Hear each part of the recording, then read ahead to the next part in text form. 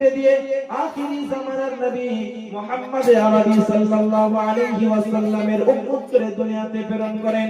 সম্মানিত মুহতারাম হাজিরিন, আমরা জানি আল্লাহ রাব্বুল আলামিন কোন নবী, কোন আম্বিয়া, কোন রাসূলের দোয়াকে কবুল করেননি।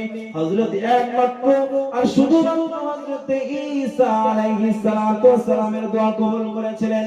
ঈসা আলাইহিস সালাতু ওয়াস সালাম একদিন আমাদের রাসূলের উম্মত হয়ে দুনিয়াতে আসবেন। আল্লাহ পাক যখন ঈসা আলাইহিস সালাতু ওয়াস সালামকে দুনিয়াতে পাঠালেন, ঈসা আলাইহিস সালাতু ওয়াস সালাম দুনিয়াতে আসলেন।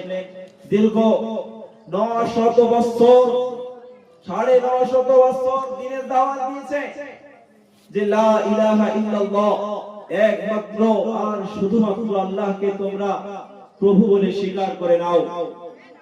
সম্মানিত মুহতারাম হাজিরিন, দীর্ঘ